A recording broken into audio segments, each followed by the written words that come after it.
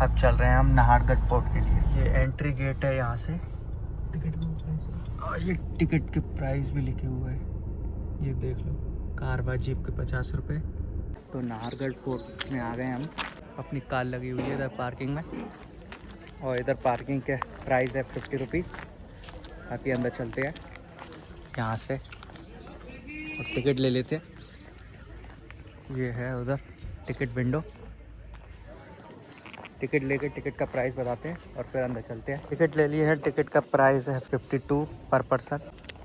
चलते हैं यहाँ से एंट्री लेके। यहाँ से एंट्री ली है। नाहरगढ़ का किला एक ऐतिहासिक किला है। यह किला जयपुर को घेरे हुए अरावली की पहाड़ियों पर बना हुआ है। इस किले को आमेर की सुरक्षा को ध्यान में रखते हुए सवाई राजा जयसिंह द्वितीय ने सन 1734 में बनवाया था। यह किला जितना सुंदर है उतना ही हॉन्टेड है। इस किले के बारे में कहा जाता है कि जब इसकी दीवारों का सुबह निर्माण करते थे तो शाम को यह अपने आप ढह जाती थी। आज हम नाहरगढ़ किले की कुछ ऐसी ही बातों के बारे में जानेंगे। तो चलिए हम नाहरगढ़ को एक्सप्लोर करते हैं। यह जगह आप देख रहे हो, ये है व्यू पॉइंट। यहाँ से आपको पूरी जयपुर का शानदार नज़ारा दिखेगा। इस जगह पर आप अपनी मस्त मस्त फोटो और सेल्फी भी ले सकते हो। अपने लेफ्ट साइड आप जो देख रहे हो वो था घोड़ों के लिए अस्तबल, जहाँ पर घोड़े बांधे जाते थे। अब हम आगे चलते हैं। नाहरगढ़ किले में आपको रेन वाटर हार्वेस्टिंग सिस्टम भी दिखेगा। इस जगह को आप देख रहे हो, ये एक टाका है। यहाँ पर चैनल्स के थ्रू सबसे पहले पानी स्टोर होता है और बाद में साफ पानी इस बावड़ी में ट्रांसफर करते हैं, जो कि नहाने और पीने के यूज में लिया जाता है। इस बावड़ी को माधवेंद्र बावड़ी नाम से भी जाना जाता है। वाटर हार्वेस्टिंग सिस्टम को देखने के बाद अब हम आगे चलते हैं। अब हम देखेंगे माधवेंद्र भवन। माधवेंद्र भवन सवाई राजा माधव सिंह ने अपनी 9 रानियों के लिए बनवाया था। ये डबल स्टोरी भवन है, जिसमें नीचे वाला फ्लोर विंटर पैलेस होता है और ऊपर वाला फ्लोर समर पैलेस। इस भवन की एंट्रेंस पर 2 तोपें लगाई गई हैं।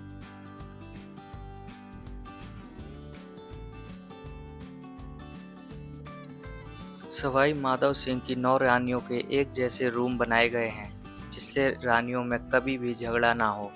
हर एक रूम का अपना एक नाम है, जैसे कि पहले रूम का नाम है सूरज प्रकाश, और दूसरे रूम का नाम है खुशहाल प्रकाश, तीसरे रूम का नाम है जवाहर प्रकाश, और चौथे रूम का नाम है चांद प्रकाश, और 5वें रूम का नाम है प्रानंद प्रकाश, और छठे रूम का नाम है लक्ष्मी प्रकाश, और 7वें वाले का नाम है ललित प्रकाश। अब आप ये सोच रहे होंगे कि 8 और 9 वाला रूम कहाँ गया, तो आपको बताता हूँ कि 7वां रूम ललित प्रकाश के अंदर ही 2 और रूम हैं, जिनका नाम रतन प्रकाश और बसंत प्रकाश है, और ये राजा की मुख्य रानी या पट रानी के रूम होते थे। अब हम इनमें से एक रूम देखेंगे, क्योंकि सारे रूम देखने में एक जैसे दिखते हैं। इस कमरे को आप देख रहे हो, ये उस टाइम का किचन है। इसमें नेचुरल चिमनी भी लगी हुई है। ये है अलमारी, और इसके ये सामने है chimney.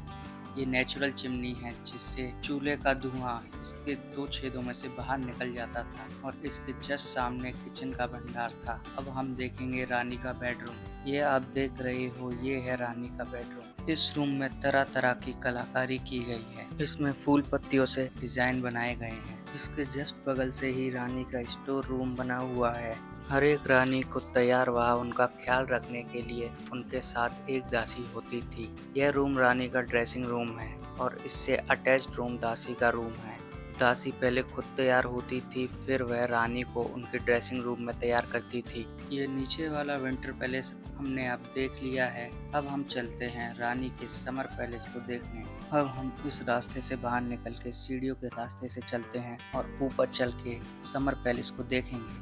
Summer palace winter palace जैसा सेम ही दिखता है। ये सामने हमारे रानी का बेडरूम है। इस रूम के जस्ट पीछे खिड़की बनी हुई है, जिससे क्रॉस वेंटिलेशन इस रूम में अच्छा हो जाता था। यह किला जयपुर से 600 फीट की ऊंचाई पर बना हुआ है, जिससे हवा का आगमन अच्छा हो जाता था, और यहाँ रूम भी ठंडे बने रहते थे। नीचे वाले रूम की तरह इस रूम में भी रानी का ड्रेसिंग रूम है। अब हम ड्रेसिंग रूम को भी देख लेते हैं। ये वाला ड्रेसिंग रूम है। इस रूम में सामने आप देख सकते हो शीशा भी लगा हुआ है, जो कि नीचे भी लगा हुआ था, लेकिन पब्लिक ने तोड़ दिया, और ये उसी टाइम का शीशा लगा हुआ है। इन रूम के बाहर रानी और दासी के वॉशरूम बने हैं, जो कि अब बंद कर दिए गए हैं। ये रानियों के लिए बनाए गए कॉरिडोर हैं। इन कॉरिडोर के बगल में एक पतला रास्ता है जो कि राजा के लिए बनाया गया था, जिसे भूल भुलैया रास्ता भी बोलते हैं। ये रास्ता सारी रानियों के रूम से अटैच था, जिससे राजा किस रानी के रूम में जाएंगे किसी को पता नहीं रहता था। ये खिड़की आप देख रहे हो, जब भी कोई प्रोग्राम होता था तो रानी इन्हीं खिड़कियों से प्रोग्रामों को देखा करती थी। इन सीढ़ियों से अब हम टेरेस पे जाएंगे। सीढ़ियों का रास्ता बहुत ही नैरो है, क्योंकि कभी भी कोई अटैक करेगा तो एक साथ नहीं निकल पाएगा और फंस जाएगा और सैनिक उसे वहीं पे मार देंगे। अब हम सीढ़ियों के रास्ते से माधवेंद्र भवन के टॉप पर आ गए हैं। यहाँ से आप पैलेस का पूरा स्ट्रक्चर देख सकते हो, जो कि नीचे से नहीं दिखता। अब आप यहाँ से पूरे जयपुर के नज़ारे को एंजॉय करिए। मैं आपको बताता हूँ इस किले से जुड़ी हुई हॉन्टेड स्टोरी के बारे में। पहले इस किले का नाम सुदर्शनगढ़ था, फिर बाद में इसका नाम नाहरगढ़ रखा गया, जिसका मतलब था एबोर्ड ऑफ टाइगर और बाघों का निवास। ऐसा कहा जाता है कि इस किले में राजपूत किंग नाहर सिंह भूमिया की आत्मा भटकती रहती थी, जो कि इस किले के निर्माण में बाधा डालती थी। राजा को जब इसके बारे में पता चला तो वह तांत्रिकों से मिला और तांत्रिकों ने यह सुझाव दिया कि आप उनकी आत्मा की शांति के लिए उनके नाम का मंदिर इस किले में बनवाइए और उनके नाम पर ही इस किले का नाम नाहरगढ़ रखें। राजा ने ऐसा ही किया। उन्होंने इस किले का नाम सुदर्शनगढ़ से नाहरगढ़ रख दिया। उसके बाद इस किले को बनने में कोई परेशानी नहीं आई। ये एक कहानी है जो कि मैंने पढ़ी और सुनी है। मैं इसको ना तो 100% झूठ और ना ही 100% सच बोल रहा हूँ। ये आपकी मर्जी है, आप इसको सच समझते हो सच सही, झूठ समझते हो तो झूठ सही। मेरा काम था सिर्फ बताना। आपको अगर इससे रिलेटेड या इसके विपरीत स्टोरी पता हो तो मुझे कमेंट बॉक्स में कमेंट करके ज़रूर बताएं। इस किले में कुछ मूवी के सीन भी शूट किए गए हैं, जैसे रंग दे बसंती, शुद्ध देसी रोमांस और सोनार किला।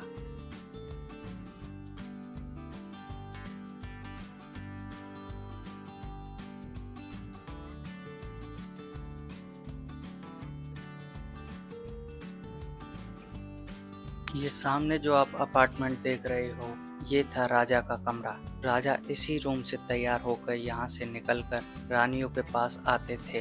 अब हम चलते हैं नीचे। हमने पूरा माधवेंद्र भवन घूम लिया है।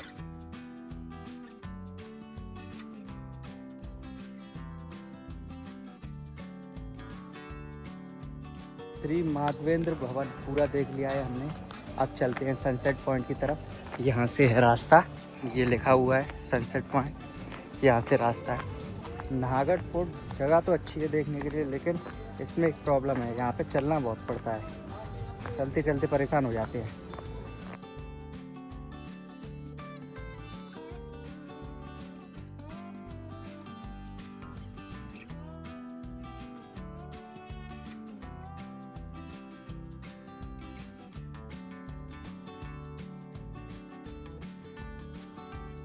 तो अब हम आ गए हैं नाहरगढ़ के हाईएस्ट पॉइंट पे। ये नाहरगढ़ का सबसे हाईएस्ट पॉइंट है और यहीं से सनसेट का व्यू आता है, बहुत अच्छा लगता है। बहुत ही एक इनक्रेडिबल व्यू आता है जो देखने में आपको बहुत मज़ा आएगा, लेकिन सनसेट होगा तब देखने में मज़ा आएगा। अभी क्या है, अभी तो दोपहर हो रही है। ये व्यू देख लो आप, ये देखो फुल जयपुर सिटी दिखती है यहाँ से। दूर दूर तक देखोगे, वहाँ तक घर देखेंगे सिर्फ। वहाँ से सनसेट पॉइंट देखा है और यहाँ से भी इधर एक रेस्टोरेंट टाइप में इन्होंने डेवलप कर दिया है इधर।